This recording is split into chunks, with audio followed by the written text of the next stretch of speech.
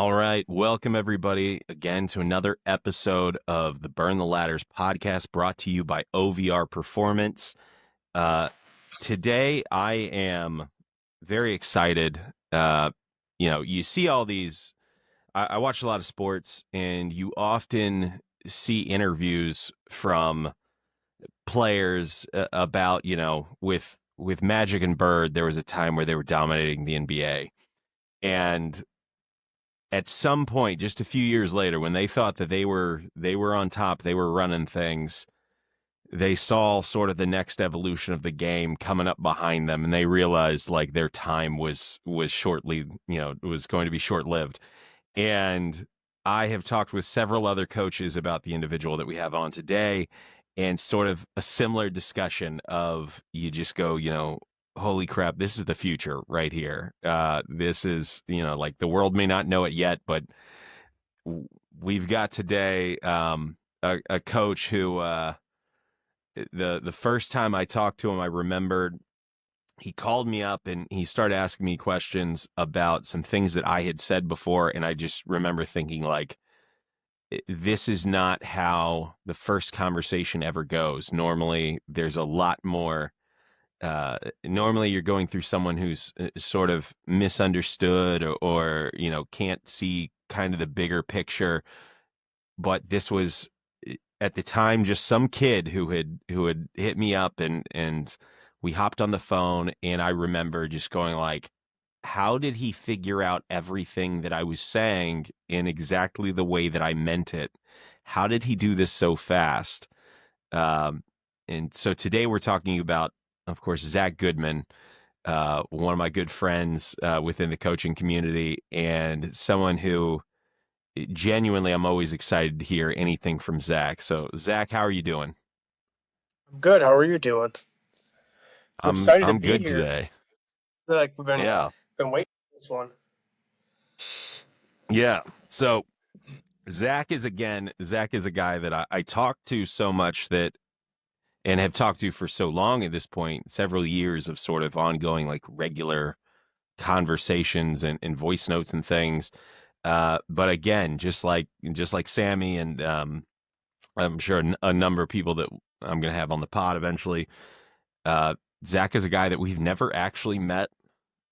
Uh, we've just talked on the phone, talked so much though that it's a weird thing where like in the history in my own mind, I feel as though like we had to have met. Um, and I have a lot of those relationships from filmmaking now, from coaching, and where you realize like, no, I've never truly seen this person. There's very little evidence that they exist beyond just their voice in the phone.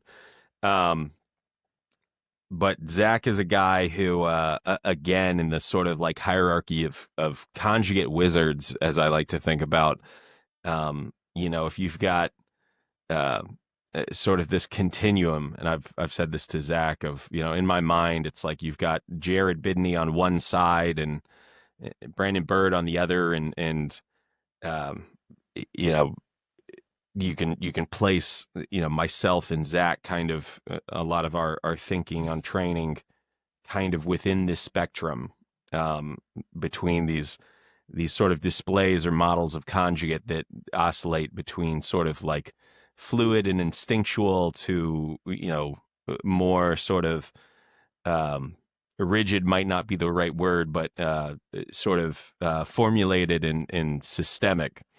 Um, but yeah, so Zac is a young phenom, um, and I can't say enough good things about him, and particularly he's uh, don't let the age or the baby face fool you.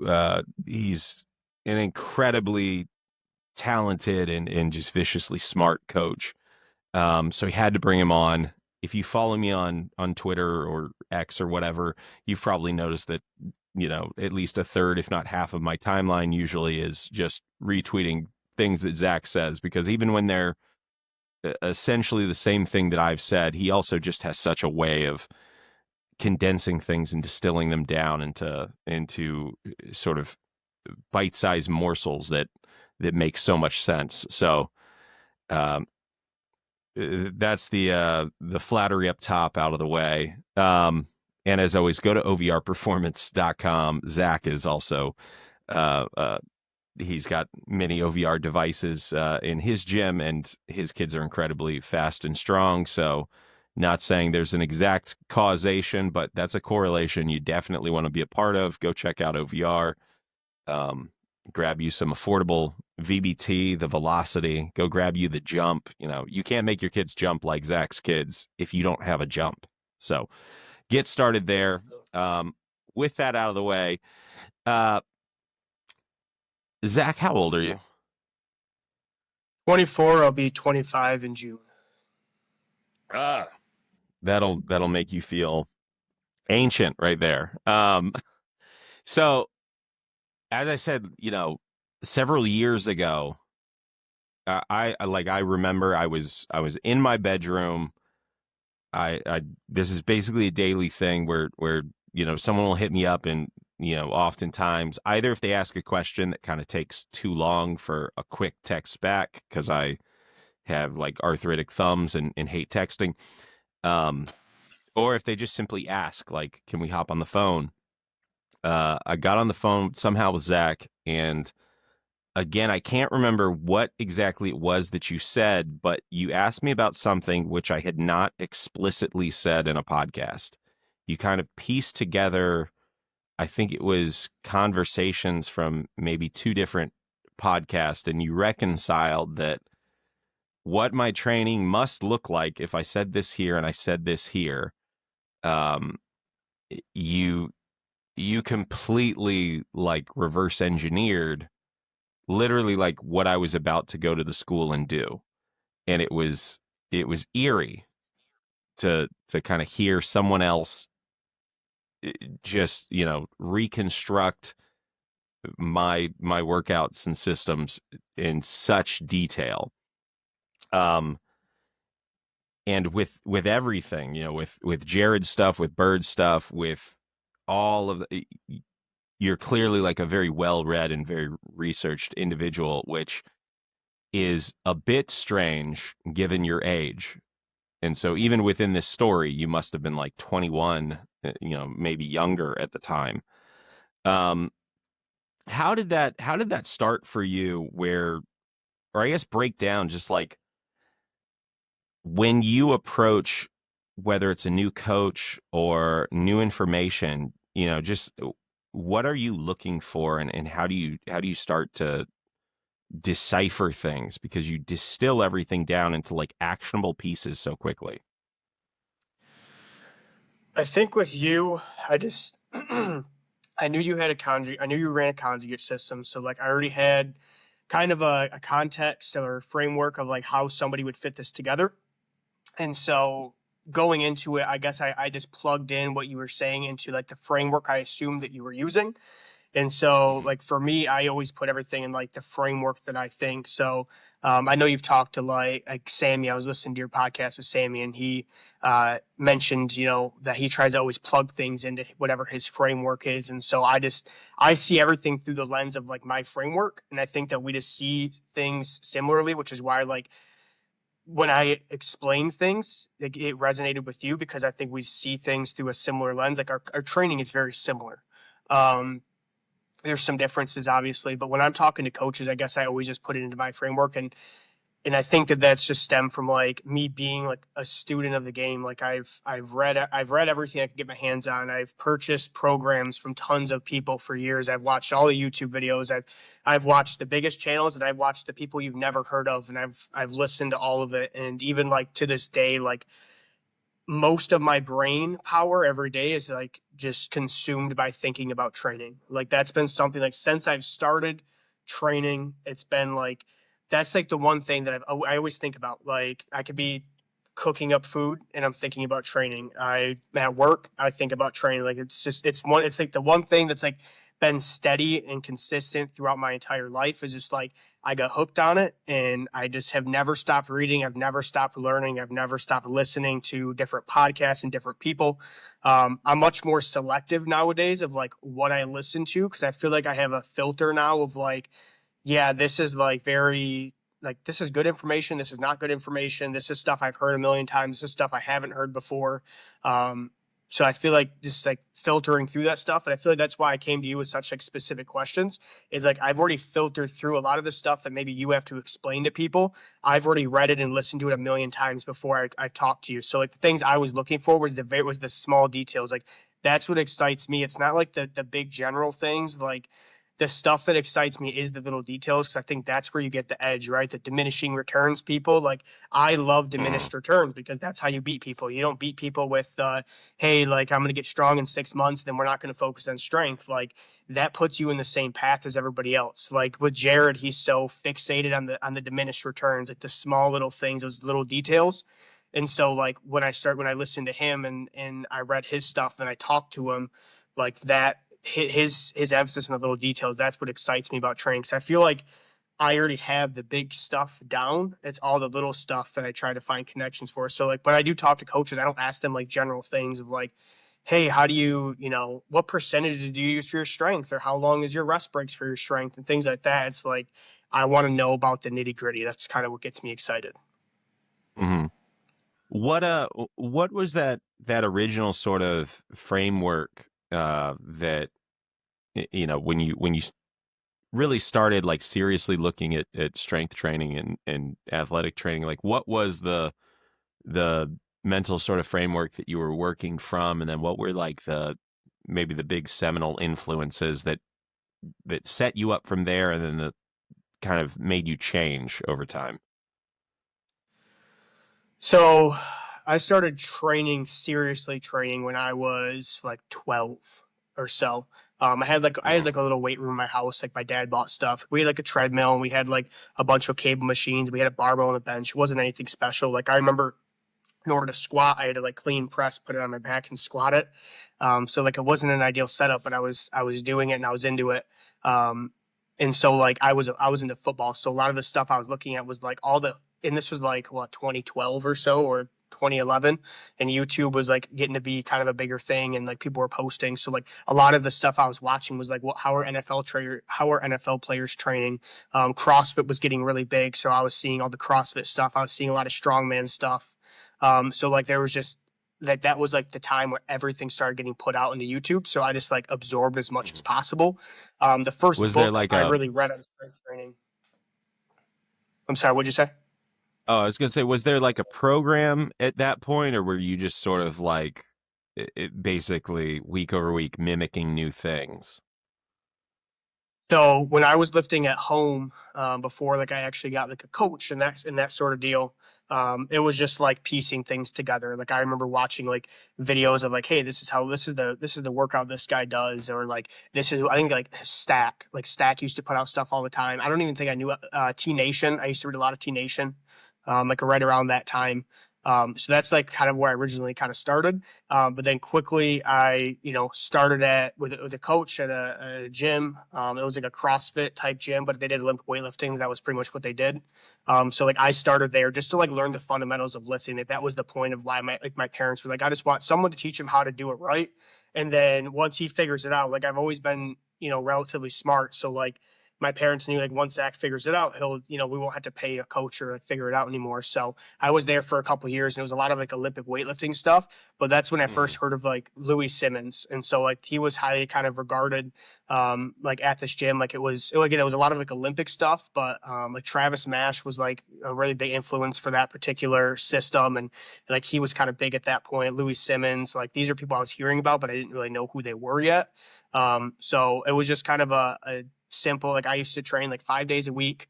I would be in there, and so I would do like your typical Olympic weightlifter type of routine that I was on. So like I would squat almost every day. I would do presses probably 3 times a week. I almost never bench press.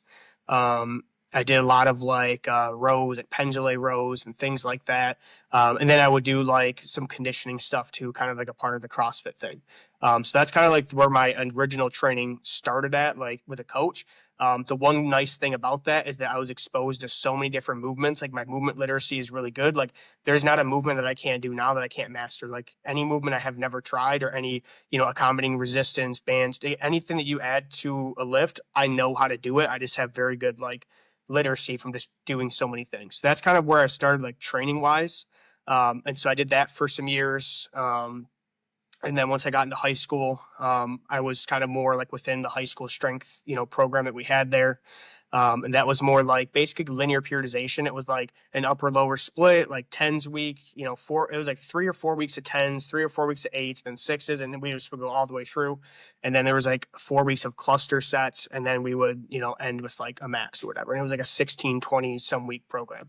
And it was Mm-hmm. written by a coach at a college or something. So that's what, it was Olympic lifting. And so that was kind of like the training program that I was following.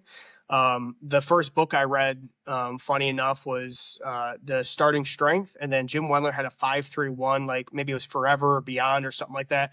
I don't know. They were both Mm-hmm. free on like Amazon Kindle or something like that. So I was able to read them both like basically for free. And so like that was the first. I was like, oh, they like write books about this stuff. So like I must have been 13, 12 or 13. And so I read like the Starting Strength, or maybe it was 5. I read one of them, and then I read the next one because it was like suggested on my Amazon Kindle or something. So like that was a framework I was working with. And so I was like reading like the Jim Wendler stuff. I was like, oh, this makes a lot of sense. Like I do a ton of fives. Like that makes sense. Like, oh, he does threes. And like he talked a lot about like prowler conditioning and stuff. It's like, okay, I do some of that stuff too. So I kind of got like the understanding of like, okay, what I'm doing is good. Um, at that point, like there was a lot of information about like hang cleans and power cleans being good for like your jumps and fours. That was like the really big message at that point. So I did a shit ton of Olympic lifts. Um, but I never was like the fastest kid, and I never Mm-hmm. was like the best jumper, but I was always like better than most people. Like I was always pretty athletic. But I was never like, for how much time I put into training, I wasn't that dude. You know what I mean? Like the training I was doing was good, but like I wasn't as explosive as, the kids that were really athletic, or like, you know what I mean? So I was that kid that had to work really hard to really be, and really be impressive, or really to play. So that was kind of the way I started training. I just fell in love with it, like just from my very initial, like I would go in on holidays and I would train like any single time I could get into train. I wanted to train. Um, and I read as much as I could read. I listened to as much stuff as I could listen to. Mark Bell was like, his channel was like very powerlifting focused right around that Yeah. time. So he had like Eddie Cohn was always on, like showing like different, like I remember watching the Eddie Cohn squat videos. So I couldn't figure out. So I was like 13 and I was squatting super high frequency, like 4 or 5 days a week, like tons. Like it was like basically a 5 by 5, 5 days a week. Every single time you come in, you're adding like 2.5 pounds with like those little Eleiko like kilo plates. And so like it was absurd, but like I noticed, I'm like, within probably a month of doing that, like my lift started slowing down. And I'm like, my lower back was really tight all the time I was squatting. Like it was too much volume for me. But I was like, oh shit, I got to figure out, like, it must be my squat. Like, it must not be figuring out. So like, I watched his, like Eddie Cohn, all those workshop videos he did. I read and listened to Lowe's. Stan Efferding was doing powerlifting still, I think, at that point. So like, I watched some of his stuff. Um, and then Mark Bell would always talk about like Louis Simmons and conjugate. I'm like, oh, I know who that dude is. Like, I know who he is. And so that led me down a rabbit hole of like listening to this, like, you know, this dude talk about conjugate. And I didn't really know what that even meant at that point. Box squats, bands, chains, really wide stances. I knew about the really wide stance squats because that's kind of what, at that point my coach was trying to like transition me into. And then once I went to the high school, there was like another coach there that did like a lot of like west side type stuff, looking back on it now. And so like he like tried to teach all of us to squat super wide. So like I'm not built Mm-hmm. to squat super wide. Like I've always been very like, I have shorter femurs. Like I squat like an Olympic squatter. That's how I've always kind of squatted. Like I've gotten strong wide, but like that was not natural to me at all. Um, Uh-huh. so that's kind of, I was just piecing stuff together for so long. And then once I got into high school, still into football, I was really more into the weight room than anything else. And I just kept reading and learning and looking at the training I was doing, and listening to everyone that would talk about training. I would listen to them, coaches, YouTube, books, anything I get my hands on. So I just continued to read and learn. And that's kind of, when you read and learn shit for like 10 years, you tend to like understand stuff. So that's kind of why I just knew so many things so soon. It wasn't that I knew things so soon. It's that I was just started earlier than everybody else. Like how many kids are reading like strength conditioning books at like 12 years old? Like almost nobody.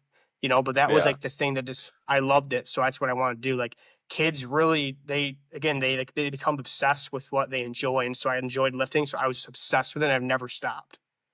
Yeah. So much of that is it's not like one to one the same as sort of how I got into training, but it's so sort of similar. Kind of the age range and stuff. Obviously, like you've heard about my backstory and stuff, but like the sort of important one of the important things that I've always said to people, and even like I remember talking to Louis about this long ago. He asked me like, why does this make sense to you? And I was like, well, I think a huge part of it is, and this is kind of what I was trying to get at before, I started I started training under my dad. So, and one day I'm going to have my dad on the pod. And I'm sure that will be an insane episode because he's a unique individual. But I started training under him, and when I started sort of seriously training, it was around like my freshman year of high school. Um, and what really got me going was that I had a bad like freshman season of football, and I had just largely taken for granted everything that I'd been exposed to at that point. I mean, at 12 years old, I was at Westside. Like I went to Westside. At 13 years old, Dave Tate was in my house telling me how to squat. Holding like a multi-day seminar. Um, but it was really shortly after that, maybe a few months later, where like I went to my dad and said like, okay, let's do this thing. So I had sort of like casually been, just because my dad is a lot like me, where whatever he's into, he is going to just like blast at you in every conversation all the time. And like we had stacks of Powerlifting USA just on the kitchen table every day. I was just being like force fed information, but I wasn't really invested in it. Kind of similarly to when I'm in the school, I see kids who don't train with me, and maybe they train with another team and under another coach, and they've got I know I can like look at what the coach is doing and go like, oh, they're coming from like a linear background, or oh, the workout never changes. This is a progressive overload. Just they do a workout, they do a linear system, but oftentimes to the kid just kind of does whatever's on the board or whatever's given to them, and they're not like intellectually invested yet. Um, but so for me, as I hit that point around 14ish, where I became like really invested in the training, number one, it was under the direction and tutelage. And again, I'm older than you. Like we didn't have YouTube, we didn't have social media. Uh, you know, all I saw was the glossy pictures in Powerlifting USA, um, or the grainy VHS tapes, from Westside. But so like I was presented with the framework of conjugate, like actively presented with, okay, now we're doing organized, structured training, and this is what it looks like. This day we max, this day we do dynamic. We always follow it up with these secondary exercises. We follow those up with these accessories. We might start it all off, or we did start it all off with like sleds and jumps, and so like I was presented with this framework and structure before I really was curious enough to dissect anything on my own. Um, but because of that, like I just accepted every part of it. It was like that was just the language that I was taught. And when I talk to coaches who struggle sort of with understanding conjugate, and again, my idea of conjugate like stemmed from the Louis Westside model, but I find so often it's people who they find conjugate like post college, and they're trying to fit that conjugate into like these linear and block systems that they've been taught early. So they're trying to learn it as a second language and not a first. Um, you know, um, that was one of the things where, say, talking to Bird is a little bit interesting because of the way that he sort of frames everything. Um, well, I guess even then, he probably didn't really care about structuring of training until he gets to Pitt, and by then he's got that exposure to Buddy.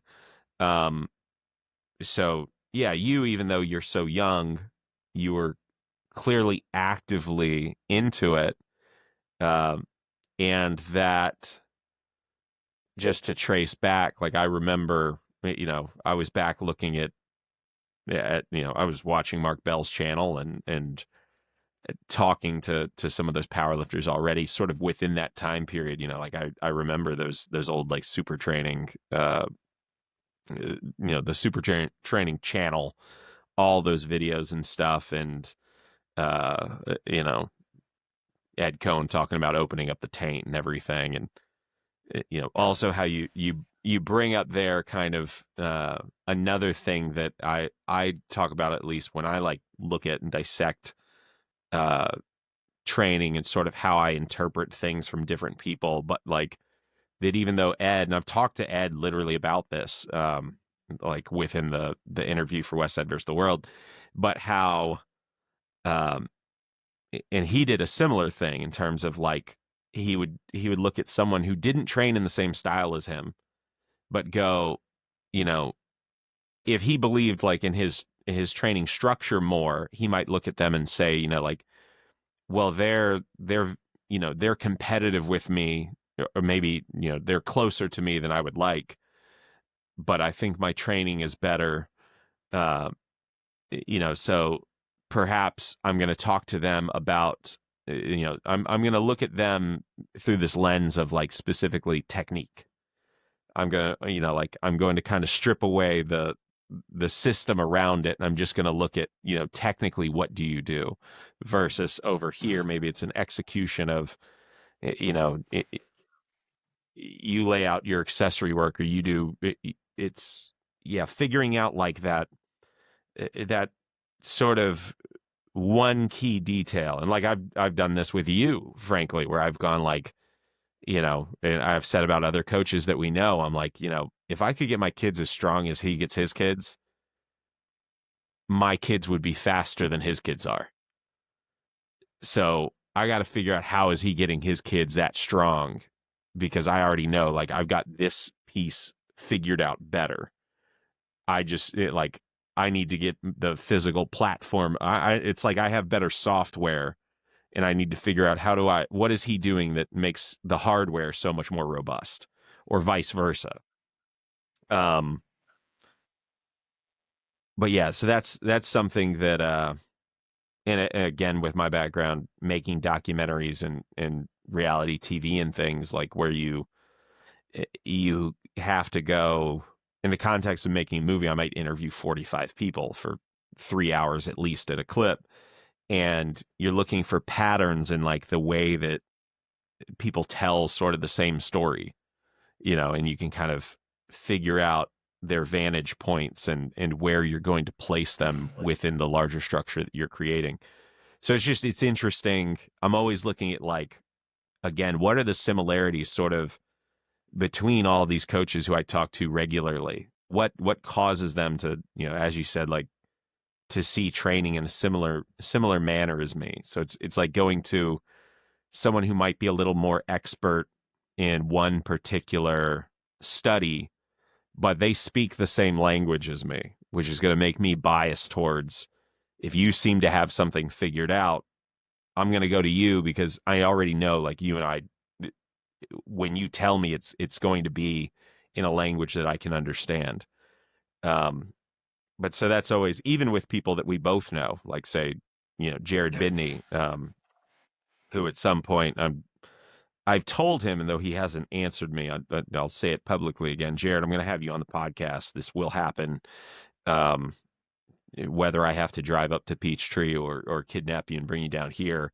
Um, but even with sort of like, we had a conversation, was it probably the couple summers ago now, where I had heard Jared talk about sort of his training so many times, but Jared speaks his very particular, it's like he speaks a particular dialect of the language. It's almost like he had a thick Cajun accent that I was just like, I can't really make out what he's saying here. And then you took the same principle that he's kind of talked about forever, and you just systemized it in a way that worked better in my brain. And I know that that's not even specifically what you do anymore, but that conversation, especially regarding my kids' benches, like that informed you know, almost the totality of how I restructured our upper body training. Yeah. Um, it's also interesting, I've never like I never got big into 531. But my basic understandings of 531 at this point are that it's sort of like a short wave type system. Is that correct to say? Yeah, I mean, it follows like a 4 week, kind of progression of like 3 sets of five, and 3 sets of 3, and last week's like a 5-3-1 week. It's super submaximal. It's repeatable. Like you basically the whole idea is that you just repeat this endless progression or this endless cycle, and you just add a little bit of weight over time, and then the weights, it's kind of like if you ever listen to like Dan John with like Easy Strength, it's kind of like Easy Strength Mhm. ish, to where the weights are never super heavy and you're just like blasting them. It's like dynamic work all the time. And you just Yeah. slowly add little. Yeah, but so even with dynamic work is when I finally, because I didn't, again, I wasn't really ever even presented with linear training. I didn't really know what linear training was until, honestly, until making West Side versus the World, where then I was like, I got to figure out what this, how this works, because in some ways I have to like rebut it. And then I was like, oh, it's sort of just like what comes before dynamic effort and what comes after it. If you just like were to, instead cycling back, just keep repeating out dynamic effort like to its inevitable endpoint. And you started it at a much earlier starting point. But then it was like, oh, so if you bring this down to a 3 week or a 4 week wave, it sort of like to think about it that way, like it's just sort of a repeating block of linear within, like, so that's like one of the subsystems that you run within conjugate. Yeah. Um, all of a sudden I was like, oh, okay, so that makes sense. But again, I was like, but even if you were going to do that and you were going to take out like max effort, basically, like completely, like, why would you do all of this like front end on linear? Like, why would you be doing the tens, the eights, this, like, why would you be doing any of the super, the super submaximal higher rep, higher volume stuff? Why not just get into, you know, it'd be like you know, having two plates of salad when, before a burger, when all you wanted was the burger and fries.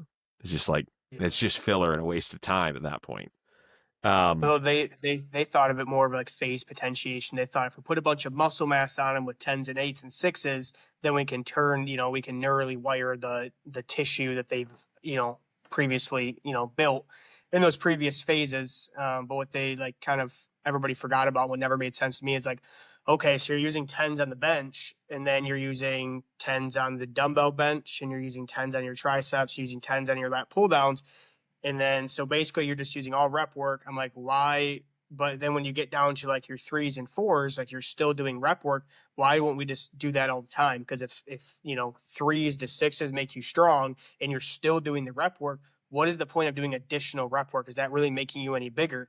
And then it didn't make any sense to me. But it logically looks right on paper. Like when you see like the 12 week cycles or whatever, like Marty Gallagher would, like, I don't know if you're familiar with him, but like Marty Gallagher has like those mhm. 12-week cycles that like Kurt Kowarski like would run, and like logically it makes sense, and like obviously it's work for powerlifting, but like why wouldn't you just start with fives and then like rotate down slower? Because there's more meat on the bone with like fives than there is with tens. Like there's more to gain there, in my opinion. But then when you're talking about athletes, it's like it makes literally no sense ever to do like tens and eights, because that not only doesn't create the speed of strength that we need, it also, like, they're not peaking for anything. They need these abilities all year round. So it literally makes no sense to start with like, that's why this like whole sentiment on Twitter right now is like, you need to get really big and strong first and then transition to power training. It's like, why would you ever do that? Why wouldn't you just Right. include all of it all the time? Because all the abilities are interconnected.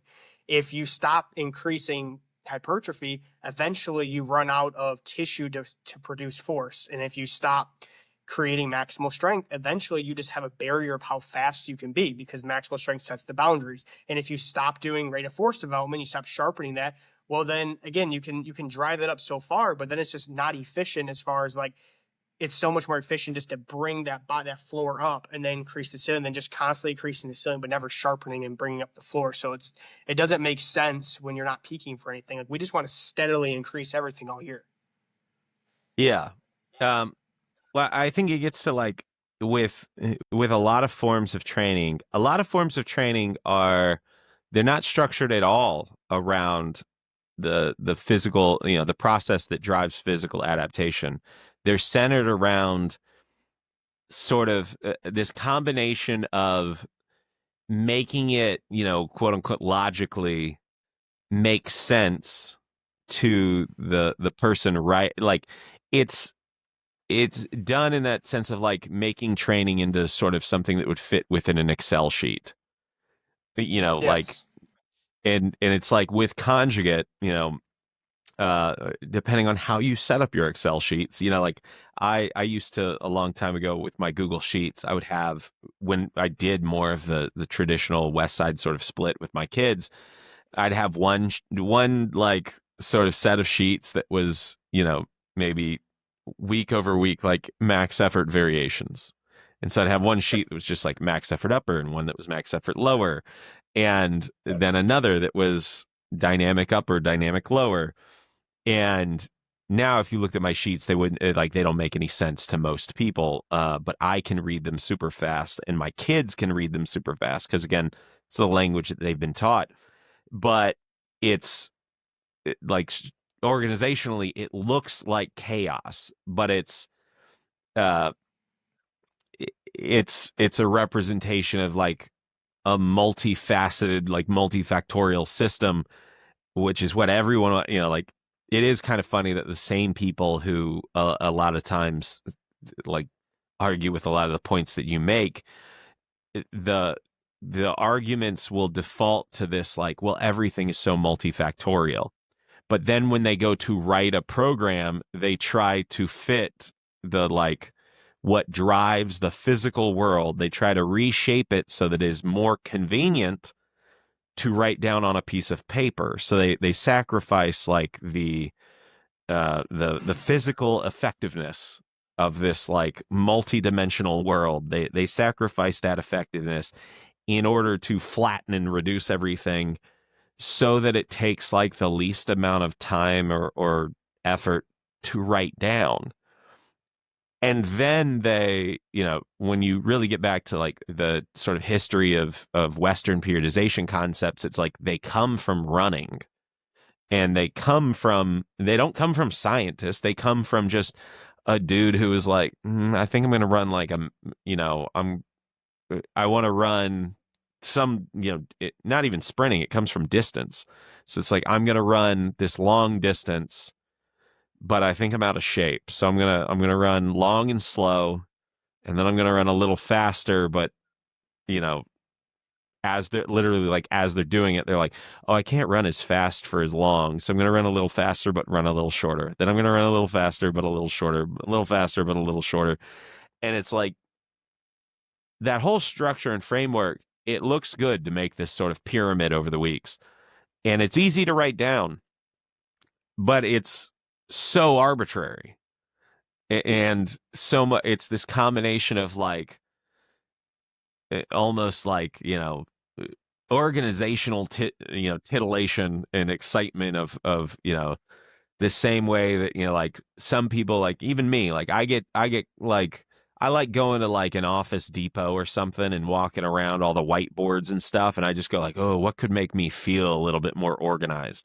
Is it going to help our training? Probably not. But like, I end up buying a bunch of like multicolored, dry erase markers. That's completely to like pacify this desire to feel sort of in control, but that has very little, if absolutely zero, bearing on the actual effect or the actual control. It's pacifying this like desire for comfort and to make sort of chaos seem less scary. And that's That's a lot exactly what of, it is. yeah. Yeah. And it's like all these systems where you're like, okay, you're just trying to make where it's weird because when you actually look at, there's days we'll have like a week where a sport coach will come in and they'll look up at, we've got a whiteboard. Our kids don't even look at the whiteboard. They just go like, are we on week 1, week 2, or week 3? Yep. Like, did we start this week with upper or lower? Because like when they've been in it for a few months, they know my language. You can ask my, literally, there have been coaches who did, a college coach sat one of my kids down and said like, what do y'all do? And next thing I know, like they're running the exact same thing as me. And I'm going, how did you figure this out? And he's like, the kid just wrote it down like from memory. But so I'll go days where like I forget to update the whiteboard. And so like you walk in and it's like it says 4 sets of 5 on box squat and you look around and everyone's doing, 4 sets of 4, 4 sets of 3 on bench with a Yeah. totally different list of, but we got 13 racks and it's all 13 are these little clusters of kids all doing the same thing, and it's not it's not visually represented anywhere in the workout. But yeah, there's all those things of like these methods of training that are very much about sort of like making the training less, making the inevitable chaos seem less like scary to the organizer. Yeah. Yeah, you got to come to terms with the fact, especially if you're training high school athletes, like good luck keeping them on an organized program. Like you lay out 16 weeks, well, they're going to miss week 4, and then they're going to come in a couple days in week 8, and then they're going to miss here or miss here. So like there's literally no way to run some sort of like phase potentiation or anything like that because kids are never that consistent and their sports rub up against each other. And this kid leaves for vacation here. Like the only thing that makes sense is when they come in, they get dosed with the same stuff every single time. They get a little bit of strength, they get a little bit of speed, they get a little bit of rep work. Like that's the only thing that makes sense. That's the only thing that is organized is understanding that like when they come in, they're always getting the same abilities. You literally cannot like lay out like 14, 16 week trainings because just kids are never that consistent. Yeah. And again, that's where to me, uh, you know, beyond sort of the other reasons why, I've asked some in the powerlifting world, I've on camera have asked some very like loud proponents of these long cycle linear programs, like why do you raise from this percent to this percent in these time frames? What is telling you that it's appropriate to make this weight jump? And no one has ever, it, oddly enough, the only person who has ever given to that direct question an answer that I thought was like actually systematically like structured and really logical at first, and you basically took this and just repackaged it again into something that made sense in my brain. But is Jared with the whole like, we add 5% and was it add 5% and take off 2 reps? Yeah. So like that's the only time someone has um and like he said on his podcast, so many times, like he'll run a kid over and over again on literally the same, like just hold them on the same workout until they hit what he wants them to hit, at which point it will trigger that change. So even though you might predictively sort of know, like, here's how long it should take, if all else is equal, here's how long we expect for that transformation to take. If it doesn't take, then we hold them and we wait until there's the evidence to make it take. Um, but again, that sort of all gets into like why I'm such a big fan personally of, like, I use 3 week waves, whether it's a 3 week or 4 week wave, but like a short wave system. Cause yeah, then when a kid misses, cause, you know, sometimes it's as dumb as, well, a kid, a kid got an in-school suspension, so he's not allowed to come. He's at school, but he's not allowed to come to the after-school workout today. Um, you know, you can't throw like your whole semester-long perfect master plan out the window because, well, this kid's going to miss 4 days because they said the wrong thing to a teacher. And now what you're going to leave him behind and change everyone else's program, versus it's like, okay, so this 3 week little wave might get a little messed up, but he's going to be recovered basically and be right on track. That's kind of how I'm looking at it. If you're sick, That's fine. we got a 3 week wave that stalls or regresses, but within 6 weeks after that, you've had two more good waves, and now we're basically right back to where we. Um. So when when did you kind of land on, uh or I guess when you got into, we'll just fast forward now, to get a little more contemporary. When you got into the school setting, as a coach, what was your initial sort of programming? What did it look like, and how quickly did you have to like reorganize? Um, my initial program was pretty much like a West Side type of split. So we would do a max effort upper, max effort lower, dynamic upper, dynamic lower. Every single lower day, we would do like barbell jumps because I didn't know about dumbbell jumps yet. So we do barbell jumps. I knew jumping with load good. Not teaching cleans and not teaching snatch. I knew that right from the get go that I wasn't going to use those. Logistically, we didn't have the space, but otherwise, it it was good for me, but it wasn't good for me. Like as my clean went up, my jump never went up, but as Mm-hmm. my squat went up, my jump went up. So I already knew that before, figuring out the dumbbell jumps or anything like that. So we did like barbell jumps is what I really focused on for the jumping. And then we did like some box jumps and things like that, but nothing crazy because we didn't have a jump mat or anything at that point.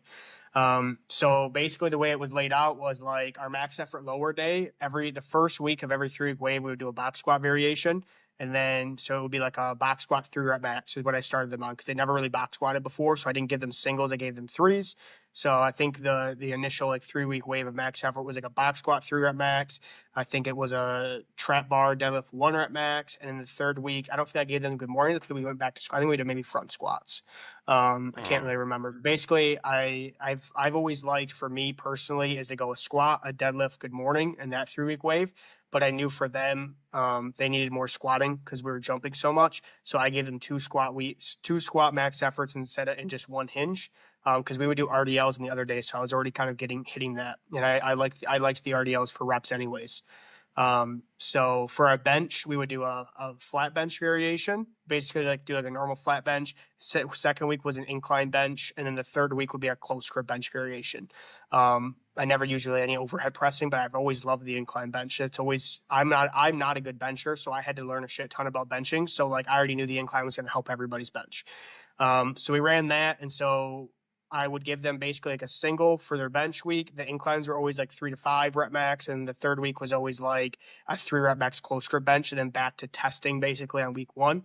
So that was the way I laid that out. Dynamic effort, we did speed squats with boxes. We didn't have any bands, so I couldn't do any dynamic work with that. Um, And then for the bench, I never gave them speed bench work because speed bench work never really worked for me. Like I'm not a talented bencher. I'm not gifted to bench. Hmm. I'm much more laid out to deadlift. So I always had to do rep work for bench. That's what's always worked for me. So I gave them like a 5x5 or a 6x6, followed up by 2 sets of 20 and the dumbbells. We would go incline, incline, flat, decline, and then 3 week rotation like that. And then we would just cycle back and try to beat that by 5 pounds. So that was the way I laid it out. And then for the bench, so we would do our main lifts, our dumbbells, we'd always do those, or like some back down sets off the main lift. And then we would do triceps, always medial head on the triceps, never long head. So we would do a lot of like skull crushers, rollbacks, extensions that would train the elbow. And then we would always do like our lats and rear delts. And so it was basically like a West Side type setup. Um, Uh-huh. Once I kind of got more athletes in season and they were only with me like 2 days a week, I had to figure out like, okay, do I give them max effort? Or do I give them dynamic effort? And so I realized pretty quickly max effort like wasn't going to give them enough volume in general. And I already figured out like benching, I can't give any of these kids singles. Like singles on the bench never like doesn't make anybody's bench go up that young. They need more reps. So I basically was already Hmm. doing 3s and 5s already. Um, and then for the squat, ones have always worked for squats and deadlifts. Like for whatever reason, the lower body, just because there's so much more muscle mass, like they just always do well with singles. But um, in season, I was like, okay, what am I going to do with like all these football players? Like, so I firstly we did like a max effort upper, dynamic lower, then swap the next week. And then I realized, well, no one's really getting stronger doing that. So I'm like, well, what if I just did like, dynamic effort both days? I know some people have done that because it's a little bit more volume. And maybe I'll just push the dynamic effort percentages up a little bit. So instead of like 50, 55, 60, maybe we go 75, 80, 85. So I did that for a little bit. I realized that like those weeks it seemed like our lifts always progress, and so I was thinking like, well, it doesn't seem like max effort's really driving the needle that much for my kids. It seemed that they're getting more out of the rep work, and when I pull down the rep work, they don't PR that third week of max work. So I'm like, okay, why don't I just like start doing 2 days of rep work? Like, what's the point of doing this max work if A, they're not technically proficient because they're not getting enough reps, and B, it's not giving them a strong stimulus because they're all weak. None of them can grind yet, so it doesn't make any sense. So I started doing that while they were basically in season. It worked really well. Off season hit for all the fall athletes. I was mostly just working with like football and wrestlers at that point. I didn't really have anybody else and some baseball kids, but they were like football kids and baseball kids. So we just like rolled right into like basically it was like a dynamic effort we kind of setup where it was like we're going to use fives and then we're going to use some fours and then we're going to use some threes and we're just going to both days if they come in and bench we're going to do fives both days, and so that worked for a long time. We'll go 5 5 4 4 3 3. Everybody got stronger, all their lifts improved. The goal, like we would just grind, like we would do the setup was like 5x5. The next week was 4x4, and the third week was 4x3. And that was the way I always did it for at least for a while until I switched. But I did it like that. Kids got stronger. And then I eventually switched into what I, basically do now. I realized after a while, like, okay, if we do 5 and 5 in the same week, they run into a wall. They either do have a horrible first day and a great second day, or they have a great first day and then don't progress in the second day.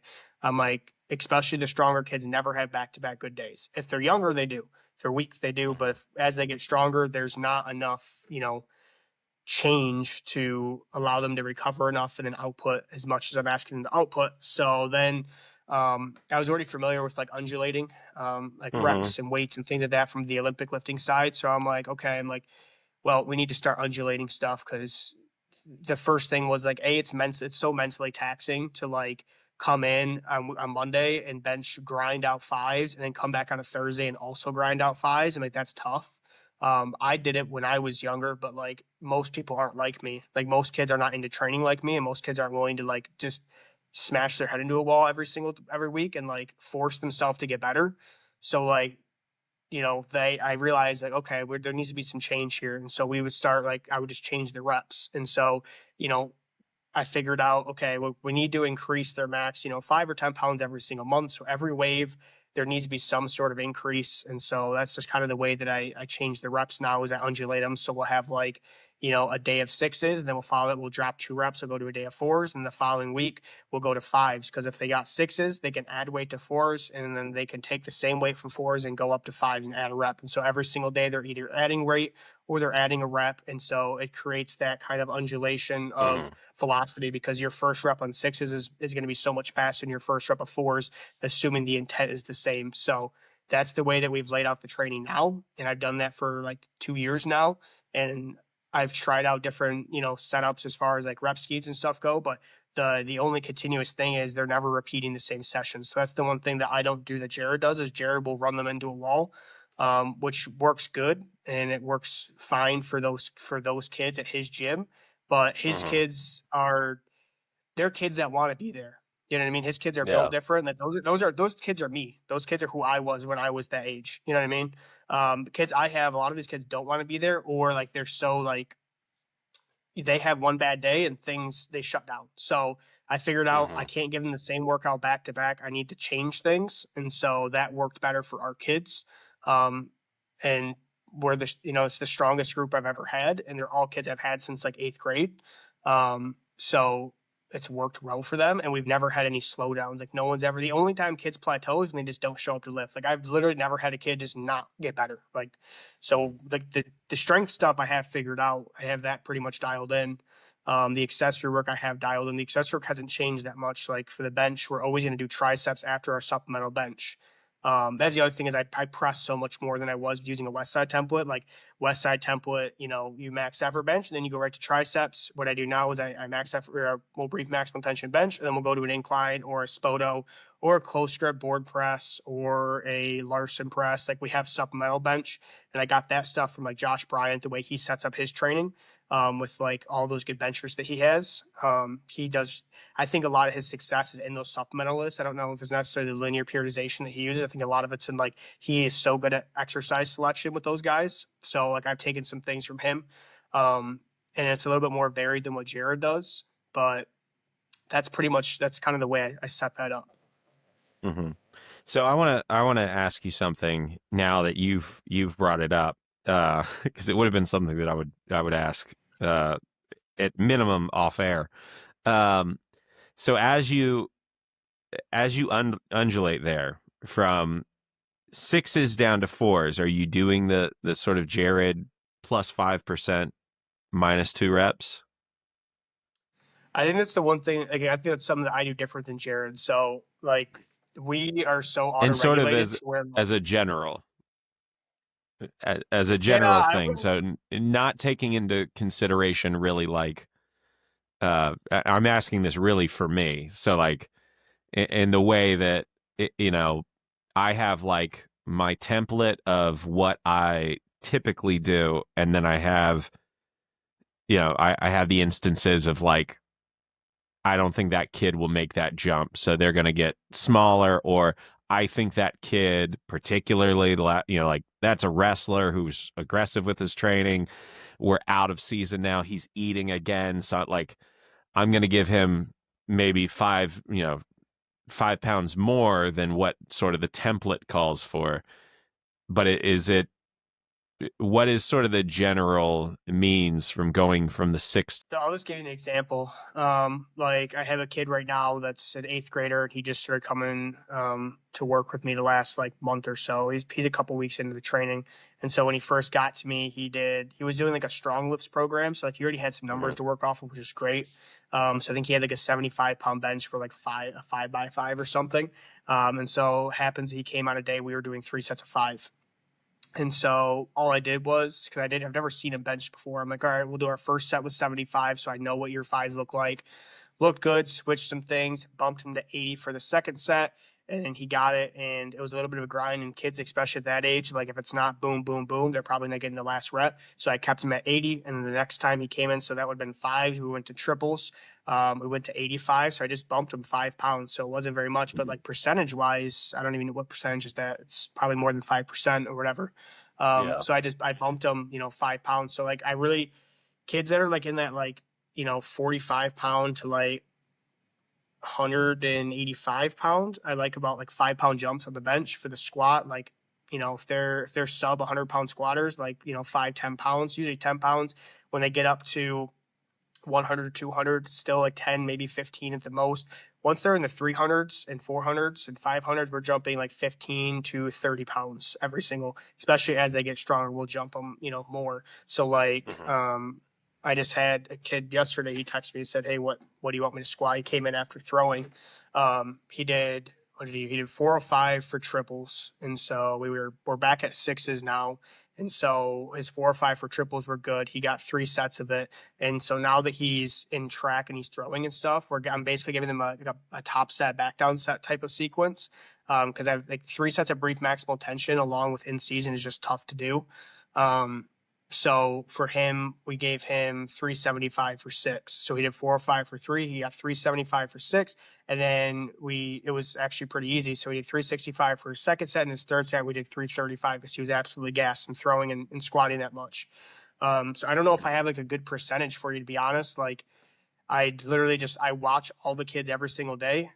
They have their team builder numbers. I walk around each rack. They ask me what they want them to do. I look at their previous sessions. If it was, say I jumped them 20 pounds, but it was super easy, then we'll just be a little bit more aggressive. Say they had a horrible workout or they missed reps, then we might just repeat the same weight, but it's 2 lower reps, and it builds some confidence. So I Mm-hmm.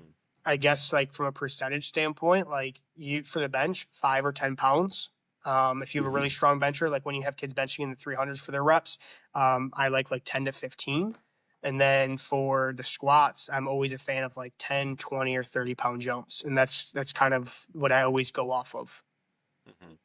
So now that kind of sets the table and provides some context because that part is extremely similar to what I do in terms of going kind of down the scale from you know you undulate so you'll go you kind of like to compare it to a scale or something it's like you skip a note and go down um like you're going down by like a chord and I I have kind of left things since that conversation with you that on our bench particularly like changed things because I know you were just getting like such great progress with primarily with younger kids and taking kids from being you know weak as they typically are which kids are especially on bench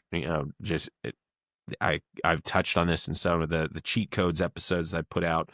You know, the the problem that we kind of see is that year over year, kids are just they're weaker. And over even over I have like intake numbers, and I ask other coaches, and they seem to be pretty much in line with even. I talked to a school that was a county over from me, and they said, like we wish we started with kids that were that strong. Our numbers are probably down 5 to 10 pounds in terms of where kids come in. Um, but like I've seen probably almost like a pound per year regression on where like the average ninth grader who hasn't received training in middle school is like almost a full pound weaker on average year over year. So, they've gone from a little north of 105 to in 5 years, like we were like below 104 this past year, I think. So from like 108 down to like 104 in a 5 year period. Um, but you've had such great success, and I switched to a brief maximal tension wave, and I've just gone. I made it basically purely linear, just sixes down to ones. So I hit ones every third week. We hit ones, and we do twos right before the ones, but we go 6 into 5, which is brutal. Yeah, That's my very kids hate six. difficult. We're on a 6 week right now, and they hate it. They complain every time. Yeah, but you follow sixes up with fours. Yeah, Yeah, we follow typically. sixes up with we follow sixes up with fives. So Actually, I kids, haven't done a lot of sixes lately. I've been actually doing a lot of fives and triples. I was reading some of the like information, like kind of transcribed from like some of the Chinese weightlifting, and they use a lot of like triples, like a shit ton of triples. So like we actually starting off waves with triples instead, and so I've been trying to give them 2 triple days or 3 triple days within Uh, their cycle. So but so let's take for instance a week of going just this premise that you have of going five down to threes, mhm. which there's a framework there of okay, we're gonna when I said 5% earlier, you're still roughly in that like 5% kind of Yeah, it's realm. about Just that. Yeah. it just becomes that 5% is functionally hard to scale for weak kids in particular. And you hit points where you have to decide like, are we going to jump up 10 pounds or stay at 5 pounds? How aggressive are we going to get? The what do you do though? This is the conversation I've wanted to have with you just for my own personal interests. What do you do? Going down is easy. What do you do going from threes to then you go to fours? So are you trying just to repeat the weight for the extra rep? Ideally, yeah. If a kid's adapting Okay. fast, then we'll add more weight. Like that's pretty typical. We add 5 more pounds, but then he goes up a rep. At the end of the day, like you either have to add a rep or you have to add weight. Like there's no other way to Mm. progress really. You can try to like progress sets, but I've never found that to like be better than just adding a rep or adding weight. And so that's it. Kind of turns into like a double progression, right? Like it's like almost like a double progression where like if a kid doesn't always have to add weight to the bar, they can also add a rep, and it just is so much easier to sustain that long term. Yeah. Okay. So that seems, looking back at it, that seems very obvious. But that is something that like I'm now probably going to put into place because small as that change is, that is something that uh, you run into and sort of when we've talked before, um, when we talked before about undulation, and I guess in my head what I was doing was almost going like, uh, 'cause I think our initial conversation regarding your brief maximal tension waves was like you ended with say like your final week would have been like a 1 and then come back to a 6 on the second workout. Almost like a preface to the start of the next cycle. Is that correct? And Um, this is going back a couple of years, I so don't really right. Um, what I do now is like our last week, like we'll start with Mhm. fours. And then lately we've been doing, so I'll give them fours and I'll give them triples in the same day. And then I'll also give them that last day, I'll give them a top end single and 2 back down sets of doubles.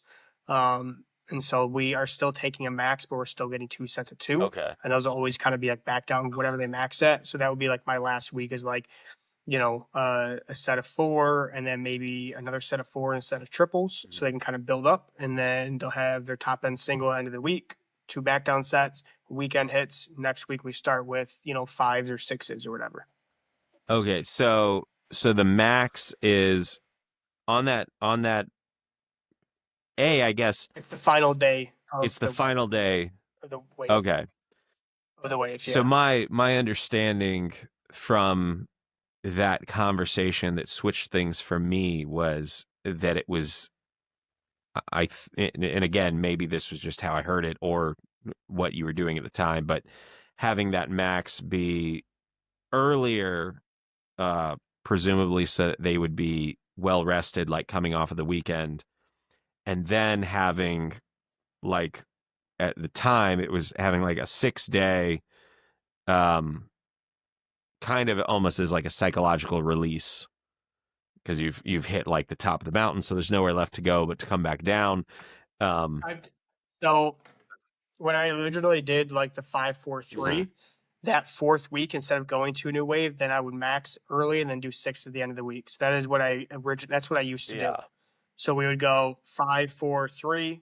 Fourth week was the top single on the Monday and the Tuesday when we would train, and then the end of the week was Yeah. sixes. And so that's what we did for a while. But now that I'm undulating it, the first day of a wave is either fives or sixes, and then we just go down from there. And then we end the week with a single and then some doubles. So I mean, there's some ways we don't end with a single. Yeah. There's some way there's like right now we did, because spring break hit. We did fives and fours, and then we did 5 and 3, and then 5 and 3, and we just repeated that, and then we just went right into the next Mhm. wave because like kids missed a week, so we just repeated the same week, and so like there's some change in that. Like I'm not as like, oh, we have to follow this exact sequence, but I like to get the kids a top end single either every wave or after 2 waves of Yeah. training, depending on if it's a new exercise. We rotate a new exercise in. Like say we went from close grip paused bench to a regular flat bench with normal grip. I'll give them 2 waves before we max, so then they have that first 3 weeks to accustom to the new workout. The new, not really new exercise, but kind of new exercise, and then they that following wave will max them. Mhm. All right. Yeah, that seems. I'm still just sitting here like that seems so obvious. The whole just like, uh, so in my head again, I was thinking like, all right, so you had the 1 and the 6 in the same week, so then maybe like the 5 and the 2 would be in the same week, and then the 3 and the 4 would be in the same week. So like these large undulations that would kind of come back down to the middle and then get large again. Um, and I guess that was what was preventing me from sort of seeing like, oh no, you could just make like kind of skip one, repeat for one more rep, Yeah, skip that this it just makes it yeah, easy. Makes yeah, it. this is the point of the podcast, is sort of to get into like, for a lot of, again, the stories that lead to the discoveries, and then sort of the functional conversations that show the detail of the discovery. So right there, that's me picking up a detail that seems like it would be rather obvious, probably probably to you, and saying it. It's just like you add weight or you add a rep, like undulate. How hard could it be? But it's just my mind went a slightly different direction. It caused me to miss the point completely. Um, but that's a very simple and elegant solution, and I'm seriously like baffled that I didn't see that earlier. So I mean, that's really what Jared's doing too. I yeah, mean, Jared's basically doing that same sort of deal. I mean, it seems like very confusing and complex, but like when you really break it down, that's all he's doing. He's either adding a rep or adding. That's all you can yeah, do. Like that's literally all you can do for strength. Like there's no other way to increase. Like that's what everybody's yeah. doing. So because I'm greedy, and also one part of it, because I do believe that there's a very large like psychological component to everything, but especially to all performance. And I'm very big, and that influence comes from comes from West Side. It comes from my dad being a super intense sort of figure, and it comes from talking to Hoff and stuff regularly. But one thing that I liked about going just from the sixes down to the ones, um, in sort of the straight progression, was it kind of created, so Jerry would say, subtract 2 reps, add 5%. I just went, we're just going to add 5%, subtract 1 rep. So like a hyper aggressive Yeah. model. But I also on like a lower body progression, very few people have trouble with that. Um, the lower body can just adapt and get so you can do almost anything lower body, and like you're going to get, if the Really better. intent is high, Yeah. if you can keep the intent high, like it's probably going to work. It it will work in terms of just getting your weights or progressing like the strength movements. Whether it tanks your performance for, and amounts to just too much fatigue for your sprints and jumps and things, that's another story. But um much like Jared, I'm not afraid of kids missing reps at all on a pressing movement. I also think that there is, some coaches are of the mindset like, oh, you should never miss anything. And this is one place where like I look at like say Olympic lifters, and I have a couple kids who Olympic lift. And one of the things that I'm very proud of, especially with one kid who he dives like to the basement to get under the bar for a clean or a snatch. And again, he competes in Olympic lifting. So when you hear me talk about Olympic lifting, I actually, much like you, like I love Olympic lifting. It's super fun to teach. And there's so many different ways and styles and strategies to teach it. Uh, because I just like problem solving. And it's like, ooh, are we missing because we're too weak, or are we missing because we're too slow? Are we missing because like we're not checking a box technically? Like there's so many ways that it can go wrong. But one of the things I'm really proud of with one of the kids especially is that he will fearlessly go under any weight. Like if he can get it high enough, he will go to the basement to try and get under it. He will, like, and if he misses it, he literally comes up smiling, like, like, because he never missed. The bar falls at a constant speed. Gravity's predictable. So a lightweight, a heavyweight, he'll get under anything. Literally, like if he can get it to his navel, he will get under it. Um, so then it's almost all of his misses are just strength, but that he is utterly fearless. And in terms of, I think that that's one of those rare places where like the sort of soft factors of what people call toughness and stuff, like it's like I want kids to be so excited by the prospect of success that they are not deterred by failure. Um, and so like literally like they can fail and they're still upbeat and still happy and excited by it. But so the one thing that I like with that hyper aggressive approach and just a straight taper down is that there's always the trade off, again, because I'm greedy. But even while, getting a weight that you've only gotten for 3, getting it for 4 is progress. Again, I'm of that like very like Louis influenced mind state of like,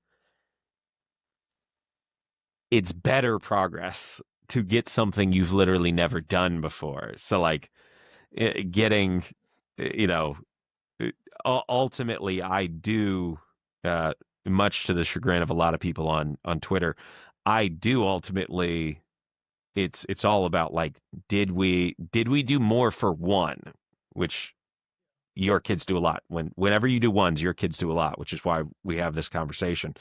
But in part of that, it's uh, you know, I very much like that, like having to tackle doing something that is still like new and scary. Yeah. Um, and so that progression of like, I've got a kid right now who's 120 pounds. He's a freshman, and he got 200 for 3 yesterday, and our last cycle he got 215 for 1. But and prior to that, his best had been, the cycle before, or several cycles before, because he was a wrestler. So he kind of hit a point where like he was so, and he was so small throughout the back end of the season, like he wasn't going to go anywhere until he got to start eating again. So now he's eating again, and now like he comes in every day, and he's, uh, you know, 200. He tried 205, so I think he got 205 for 2. He tried 205 for 3 and missed it. But the expectation, at least mentally, that like, because I assign them a goal number, and their assigned number is never something that they've hit before, unless they're coming off of an injury. And I'm fearful that the kid is kind of dumb enough to run full speed over a cliff. Um, but their assigned goal is always hyper aggressive. Because I also have a lot of kids too who, will get stuck kind of at the same number, and you can like look at their sheet and you can see that like you're not missing. There's not a physical reason why you're missing this. It is now mental, and so like I use that to prod and challenge kids in that way, which is also the kind of thing where like you can't really like advocate to another coach like to replicate this way, because it's like it's only going to work if you have the ability to like pull that kid aside and say like, all right, this next set is going to be scary. Here's how we're going to tackle it. Like, here's the strategy. It's going to get slow off your chest, so I need you to be more aggressive coming down with it. you know Boom, it gets slow. Now fight out hard, spread the bar apart. um but anyways, so that's all just sort of the defense of, while especially that 6-5 week is incredibly stressful and hard. um that was the defense in my head of it preserved this sort of constant escalation of like breaking new ground, and that psychological trade-off was worth, again, not pursuing that wide undulation where like a 6 and a 1 were in the same week, a 5 and a 2 were in the same week, where you can get the kid to chase that bigger, scarier number and be like, all right, our only our concession, on the other hand, the compromise is you're going to do one less rep. But so the your method of undulation there, which again is frustratingly obvious when you just break it down into literally like the week. I mean, like, as soon as you said the third workout, I was like, oh, I'm dumb. I could have been doing this the whole time. Like, why did I think that it was 6-1-5-2? Um, I thought it was like almost to alleviate the most psychological stress and like disconnect them more. It's like, no, like it's just a little disconnected. Yeah, Small yeah, undulation. That's much better. yeah, yeah, um, but yeah. So that psychological component, especially with the bench press, and um, not being afraid, to miss reps. And again, like you've posted before, like you're much less likely to. I don't have any kids who are benching 600. So like I don't have kids who are up in a realm where I am worried of injury. um right. and our kids are relative, they're for the most part they're relatively explosive. Like they rarely are just grinding through. They're not getting stuck at like sort of a mini max grinding through, um with like super wide flared elbows where you worry about like something blowing. It's um and we follow everything up with tons of board press, in heavy sort of super maximal board presses, which again kind of get in the same way where you within your story say that like as you started to feed in that second dynamic effort uh workout and moved your. So you took maximal effort work out, but you then adjusted your percentages up. Um, Right. so it, like you were almost compensating for that, the intensity that you were taking out, you were compensating with what you were putting back in, and still that idea of like, even as we add more volume, which was a problem or a concern, we're going to try to, we're not just going to add more volume, we're going to add perhaps less volume, but you're ratcheting that volume up, but also making sure that you don't just completely dial the intensity down. So kind of finding that medium. Um, yeah. we're pretty low volume. Like we're not a very high volume. Like everything we do, like everything I program is working sets. Like we don't do like build up sets or anything like that. Like if we're doing 3 sets, it's 3 working sets, like to a grind. Like if we're doing 2 sets, it's 2 sets to a grind. Like we only operate in working sets and we only operate in basically effective reps. Hmm. Yeah, and so that and that's another thing in watching your training and stuff. I've uh, we pulled our volumes way back, and uh, you've said kind of you settle on 3 sets. Is that 3 sets basically standard all the time? Yeah, we'll always do 3 sets of the main lift, and then we'll do 2 sets on the supplemental lift. At least for the bench press, we will. For the lower body, it might change if I'm doing Hmm. like a very like high set, low rep type of wave with like RDLs or something. But yeah, for the most part, it's three main lift sets, working sets, and then 2 working sets of the supplemental. Yeah. So similarly, I went on a journey of going, okay, we were doing like five working sets Mm-hmm.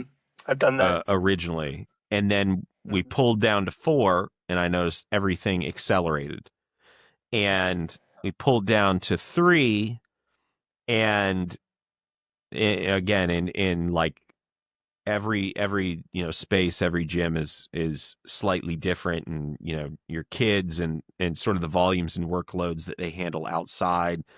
Again, you can never just like one to one replicate, but I went through that of like, okay, we're gonna do 3 sets, and I saw slight regressions when we went to 3, Yeah. um and so we went back to 4s.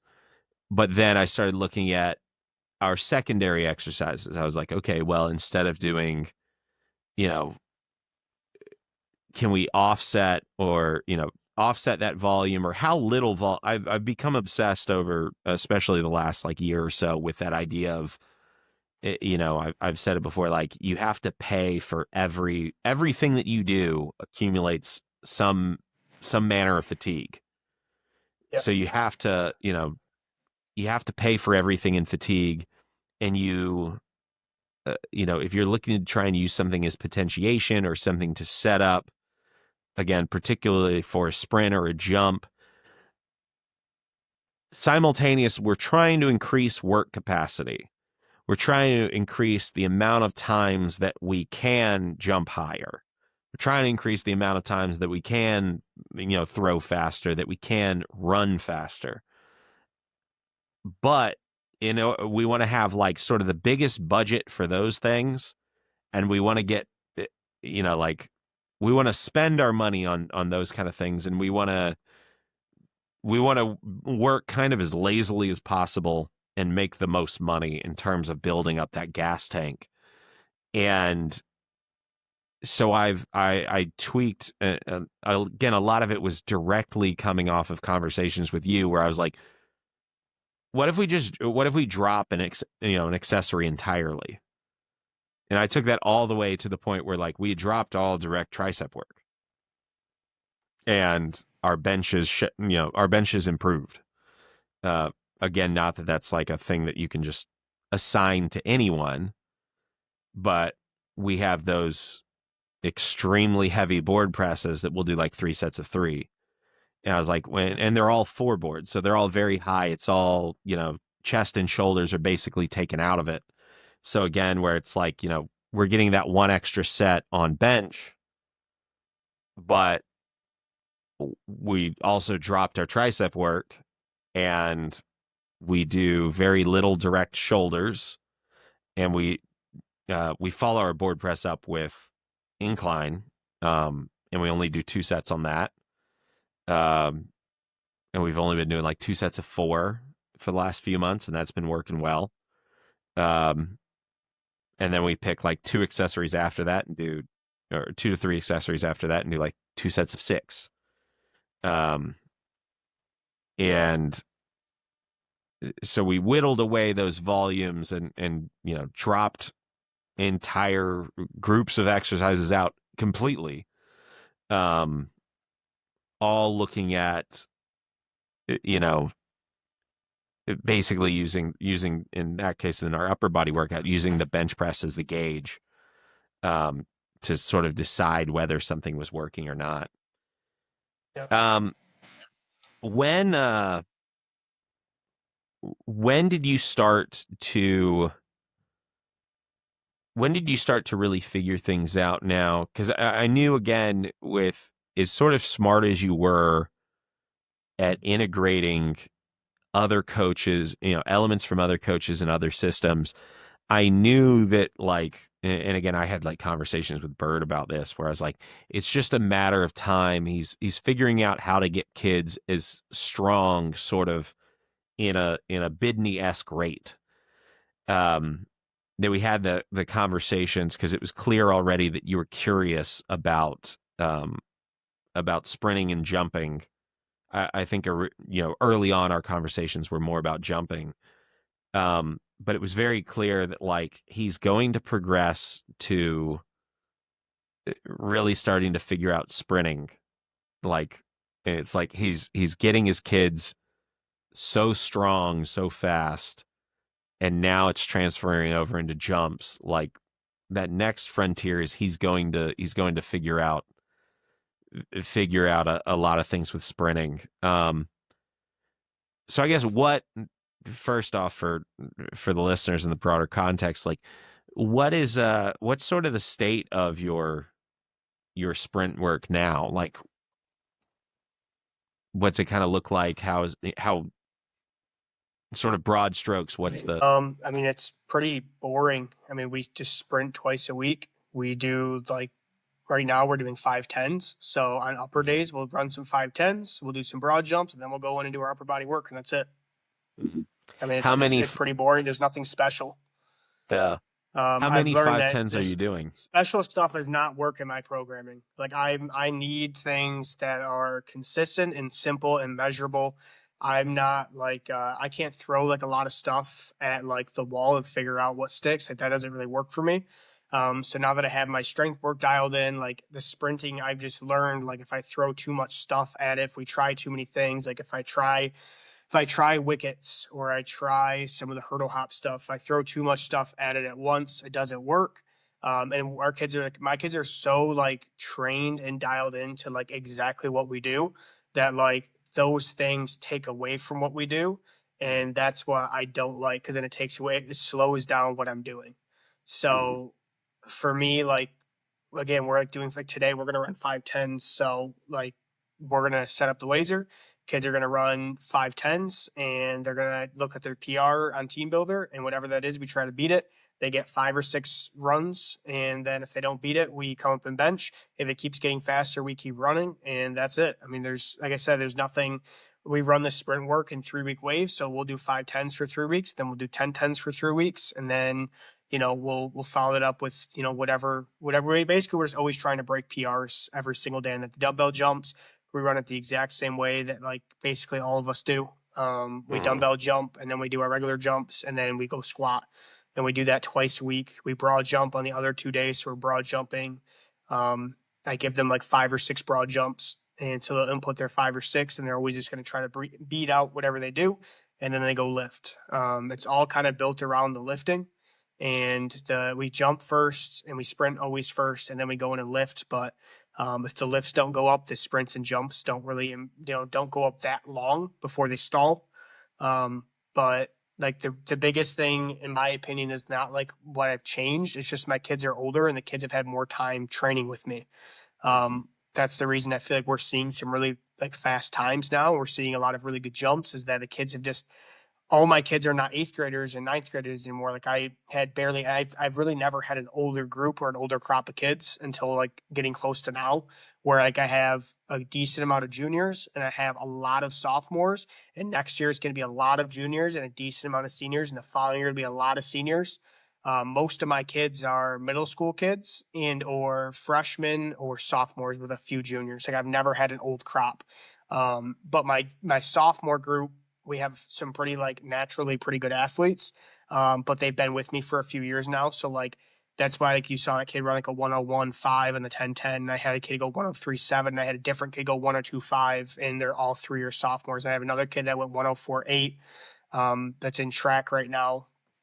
That's not improving their 10-10s because they're in track right now. But um, I have a lot of kids that are like 107s, 108s. But like it's just taking time of kids hitting the number and then the next kid doing it, the next kid doing it, and then just getting like literally just getting older. Like you can only make them as so strong so fast. Like the biggest thing Mhm. is time. And like it's like my seventh grader, that kid I posted that jumped at 31 too. Like unfortunately last year he works just as hard. He just wasn't old enough. Like that's why he was hitting certain numbers. Like now he's just getting older and he's still training just as hard. His numbers are going up. And next, like he can't jump a 40 right now because he's just not old enough. Like the kid's a seventh grader and like he's just not mature enough to get him strong enough fast enough.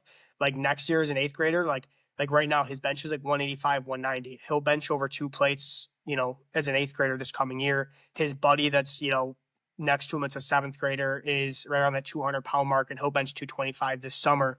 But like that kid can't be a 315 bencher yet. He's just too young. It's just not enough time in the system. So I think that's been the biggest thing with like our numbers, a lot of the sprint numbers being really good. It's just my kids are older. They just had more time to do what we've already been doing. Mhm.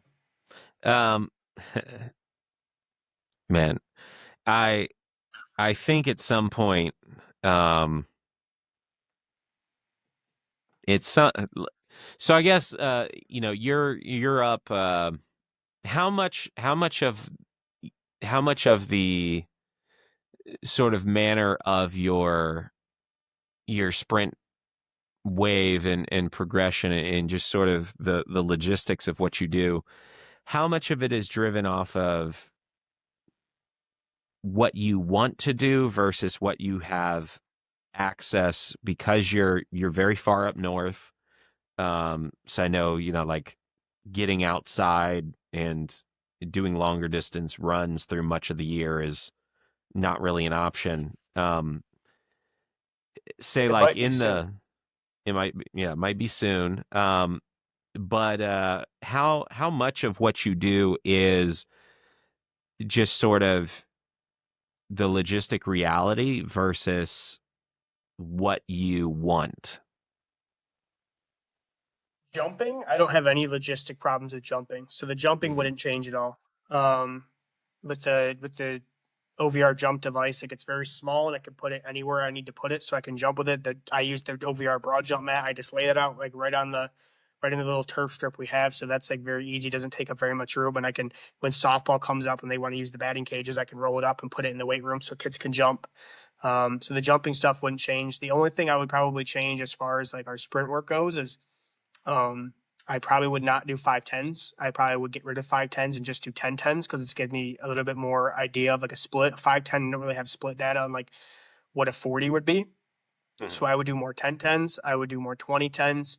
And then maybe more 3010s. And that's about it. I really wouldn't run anything more than 30 yards. I don't really care about track. I care more about like the 40-yard dash. Like that's the thing I feel like I can affect the most. And either way, like if You I really just need cared to get about a track, fast kid. I would lose my mind if I cared about track as much. You know what I mean? Like I care about like our kid. I had a sophomore just break our long jump record. He just started long jump our school record. He just started long jumping this year. He went up like a 20 and a half.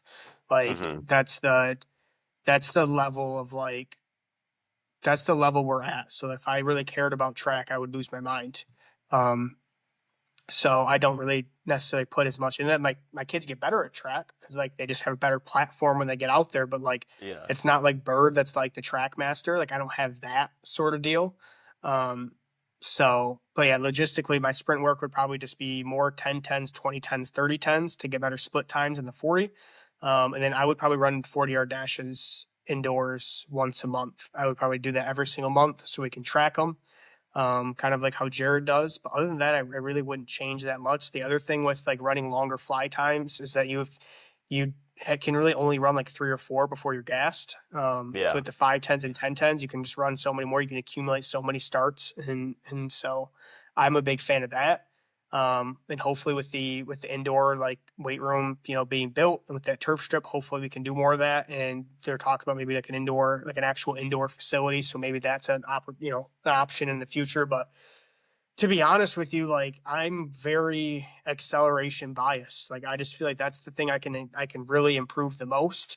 Um, I have a few kids who like have pretty decent top speed. Like I'm in Bay City, Michigan. Like I'm not near Metro Mhm. Detroit. I don't have like a crop of like super elastic kids. Like we have good athletes, but like they're good athletes. You know what I mean? I don't have like I'm excited if I get a kid over 6 foot. Like I Yeah. don't have tons of tall kids. I don't have tons of really fast, crazy kids. I have a couple that are can cook, but like I said, like my that sophomore, like 10th grader, he ran a 1015 1010. That's pretty much fast anywhere, and he's a 10th grader. Yeah. And I have a good crop of 10th graders right now, but like he's not over 6 foot. He's a five Hmm. foot nine kid. Like he's not. Um, so What's yeah, he I, I weigh? I guess 165, 170 pounds. That's Um, he that's needs to decent to be probably, cooking like that. yeah, he probably needs to be about 200 pounds and just play running back. He's a slot receiver right now. Hmm. Um, he'll he'll probably get recruited by like MAC level schools just for his speed. He's just not tall enough, and if you're not going to be that tall, you're going to have to run the ball. Especially if you're coming from Michigan, like we don't get recruited the same as like down south. Like it's just a different culture. Yeah. While we have good athletes up here, and like we have tons of good athletes, especially around Detroit, we're just not recruited the same. Like we have a lot of linemen that go places, but like we don't have like skill guys that get looks. Even if they're studs, they don't get looks like that. Hmm. So Man. Um.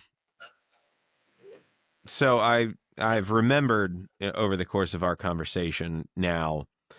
Uh, one of the things that really stuck out to me again back in sort of the initial conversation that we had, like this sort of light bulb moment for me that really impressed me with you. Um, and again speaks to kind of like how you see training concepts and how you break things down. And perhaps why it struck me was because I was like this kid gets it. Like that's how I think not only uh about training but kind of about anything, like how I seek to draw connections between things. But you called me up and I remember you said you were talking to me about jumping. You said, so you're jumping all the time, because we jump 4 or 5 days a week. If a kid showed up 5 days a week, he'd jump 5 days a week. Um, you're like, you're jumping all the time, and you asked me about how much I was jumping, and I'd say, like, well, just like most of the time, it's just like 4 reps, like, and now it it might be a lot more. But we also now I have so many kids and so many different teams that like, a lot of kids they're not jumping every day. So when they do, you know, they might hit substantially more jumps. They might hit 15 or 20 jumps sometimes. But at the time, like we were jumping very religiously. It's every day. And I only had 2 jump mats. This is, sort of before we got the OVR jump. So I was limited on logistics, and I had uh, one really big team at the time, and so I'd have like 80 kids sometimes in a single workout with 2 jump mats. So it'd be like, we're gonna have 2 lines basically of 40, and each kid's gonna cycle through, get their jump, go to the back of the line, and then be 5 minutes later, get their jump, go to the back of the line. 5 minutes later, get their jump, go to the back of the line. Almost like we were running a big combine each day. And so they're sort of hunting this number for a very low dosage in terms of volume, but all at the highest intensity available. And you said, so you're doing this low volume, high intensity.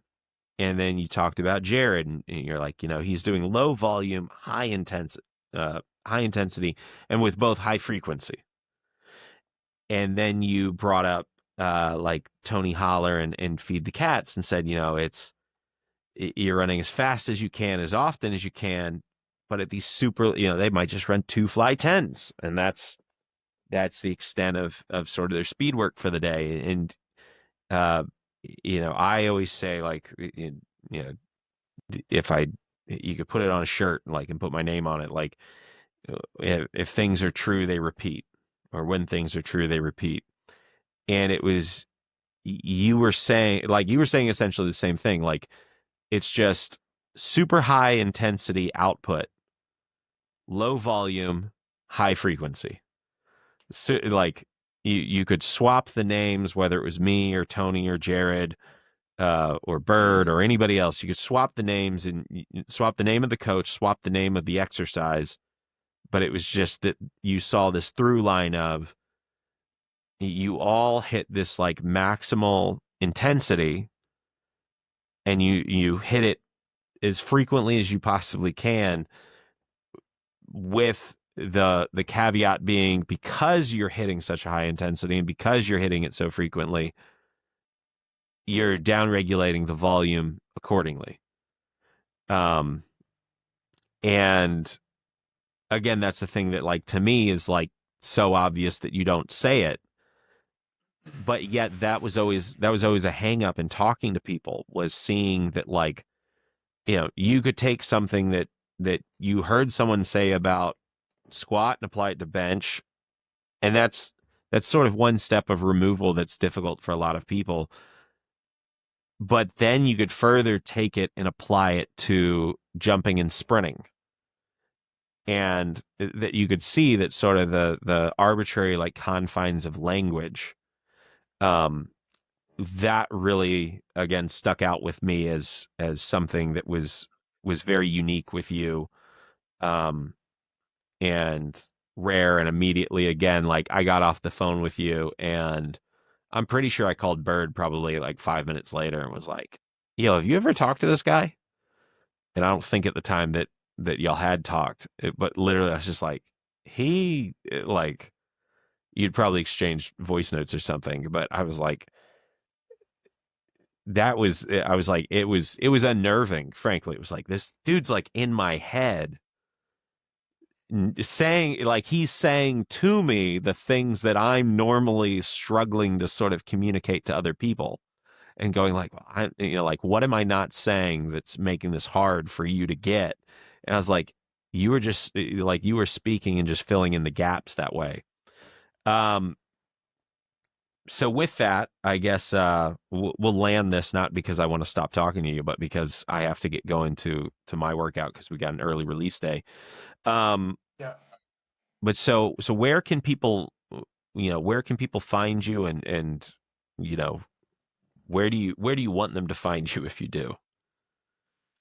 I'm on Twitter or X or whatever you call it nowadays. I post a lot of information in there that's kind of been like the main vessel of like people learning who I am and seeing what I do. I use Instagram mostly for the kids because they enjoy, like, they're always on Instagram. So I'll post like our videos. Like if you want to find all the training videos of like what my kids do, I post that stuff usually on Instagram, and sometimes I post it on X or Twitter.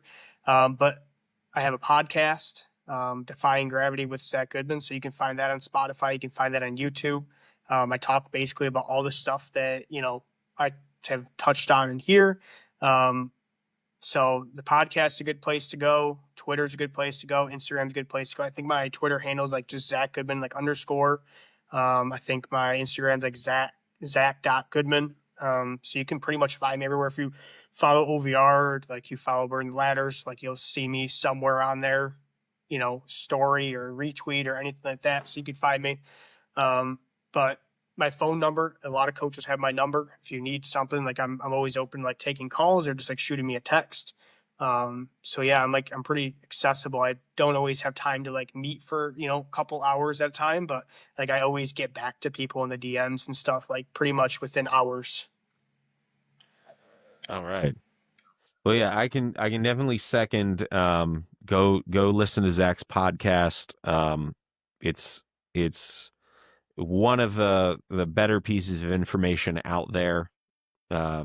It's free, and again, Zach does a lot of the same things that I do in terms of trying to explain things and get things out there. And again, as I've said, Zach is sort of like existentially like, Zach is existentially threatening, both in terms of how smart he is, as a coach and how quickly he's able to provide these adaptations to his athletes. But even further beyond that, for me personally, that as a guy who has, made a living distilling things that I've learned from other coaches and trying to repackage them into bite-sized, digestible morsels for people at large, Zac is somehow like even better at that. And so definitely follow him. His timeline is, it's literally like it's one of the most valuable learning resources out there right now. Um, and again, I've brought people on here thus far that I like and respect and have great things to say about. But I am not naturally very complimentary. So if you actually know me in real life, you understand that. So when I'm heaping praise on someone like Zac, it's because I like desperately want all of you to go see how brilliant he is for yourselves. But so this has been another episode of the Burn the Ladders podcast. Again, like, subscribe, follow, do all that stuff. We're going to have more people like Zac on. I'm not asking, I'm informing Zac. At some point, we're going to bring you back again and again and again, so long as I keep doing this, because I want to fully exploit all of the goodwill to extract more information from you. But go follow me on Twitter if you care to or whatnot. But go check out OVRperformance.com. Go check out the OVR Jump. We talked a little bit about it today, but it's super portable. Zac likes it, so I'm sure you will. We've I got was just talking to a coach about that actually. yeah, Yeah, I recommend all the OVR products. I don't make any money for it. I'm not trying to sell anything from it. We just use the products every single day, and our kids love them, and I love them. And I've used all the products that are sold at other websites, and they are not as good as the OVR products. So yeah, I absolutely vouch them. Aside from like me and you just being friends, like if this was sold by another company, I would be using the same exact products. yeah. There you go. But yeah, as he brought up the broad jump mat, and of course we have the OVR velocity, which I've talked a lot about in We past got to talk about episodes that as next well. podcast because I use that in the plyo swing. I use that in the jammer press. I got Oh a lot of yeah, stuff I've been using it. So we didn't even yeah, talk about that. So yeah. We next gotta. time we'll talk about it. Yeah, so we did. Again, this is just the first episode with you, and so as such, we kind of had to lay that base out for those people who don't know, which honestly is probably a fool's errand. If they're following me, uh, they have at least seen tweets from you and gone like, "Oh, that's a cool tweet." Uh, and now I'm just directing them like, "Please go follow Zac. He's honestly a better follow than me." Um, but yeah, we'll have to get into some of the stuff like that because the way that you use the plyo swing is uh, really really interesting, and that's another thing where like um I wish that you had like gotten the chance to like you know just like meet Louis and talk to him about how you use the plyo swing because I think to so many people that device just doesn't really make a lot of sense. um Yeah. and yet the way that you If he'd like Barrett's dumbbell jumps, he'd love the way I use the plyo swing. I told Bird it's like it's similar. It's similar, but I'm just using velocities instead of the jump devices. yeah. So that's yeah. Again, you took this like very simple tweak and application to something that's generally mysterious to people, and you made it make so much sense. Um, so hang on after I end this. But yeah, this has been another episode of the Burn the Ladders podcast. Like, subscribe, follow, tell your friends, and tune in next week and every week thereafter. And go buy OVR Performance stuff so that I can keep doing this. All right.